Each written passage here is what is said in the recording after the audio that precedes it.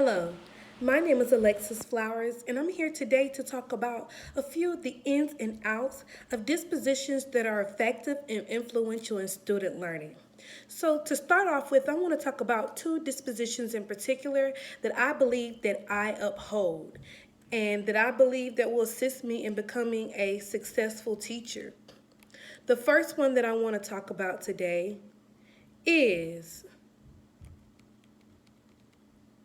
being committed to the profession of teaching and learning. I will invest myself in the world of education. I want to commit myself not only to the wants, but the needs and the interests of all my students. I want all my students to be able to reach certain goals, and I want to use specific, unique teaching methods to be able to accommodate and make suitable for their learning. I want to keep my students engaged and excited, and whichever way that I can accomplish that, I'm willing to make it happen. The second disposition that I believe I hold is the ability to set realistic expectations for my students. And I know that all students are capable of learning and achieving academic goals in their own way.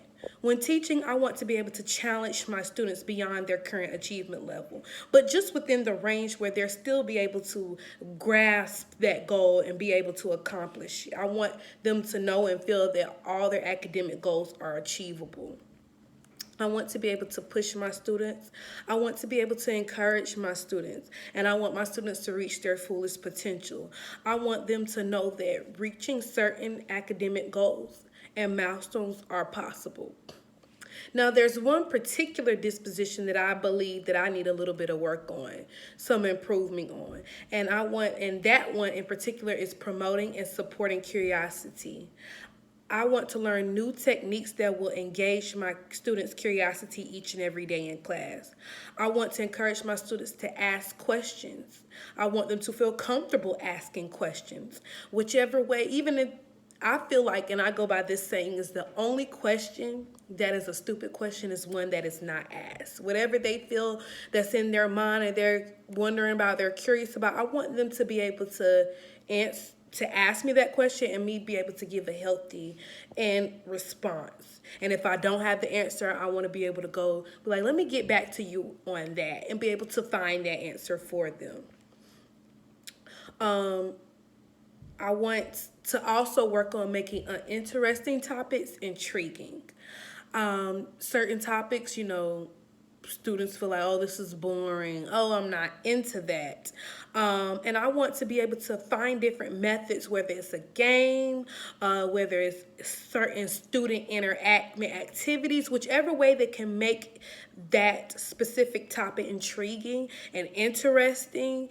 And when it's intriguing and it's interesting, it has more likely of a chance with sticking to the student, sticking in their mind, and they're able to retain that information. So I want an atmosphere where student involvement is at an all-time high. I believe that disposition states the importance of reaching out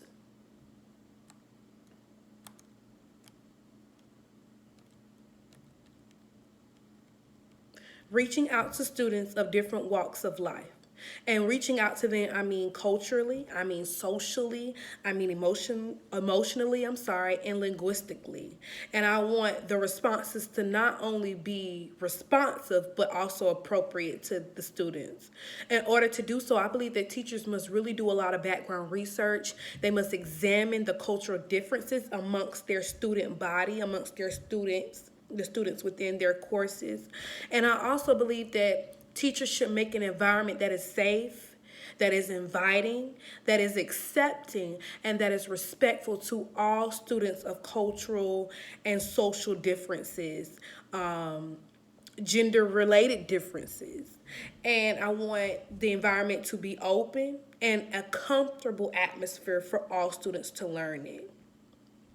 One disposition in particular that states how teachers should encourage social justice and equity is maintaining appropriate standards of confidentiality and exercising fairness in all areas.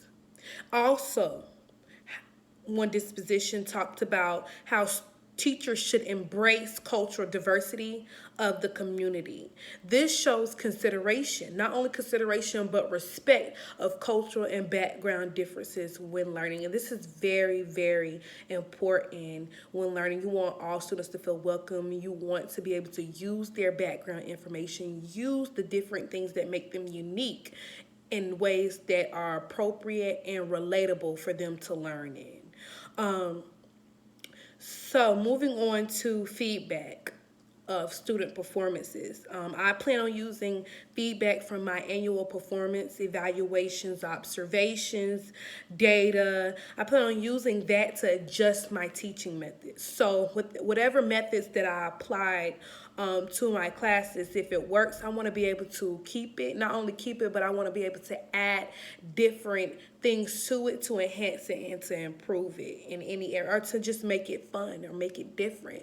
Those techniques and teaching methods that don't work, I want to be able to just shift it to the side and find different ways to help them learn. So I'm going to keep what works, and whatever works, I'm going to move it on out the way. I just want to create an environment where students are engaged, they're learning, whatever that helps their academic growth. I will uphold. I want student engagement and learning to lead ultimately to improve performances. So that's all the time that I have here for today. Thank you for listening, and thank you for watching. My name is Alexis Flowers.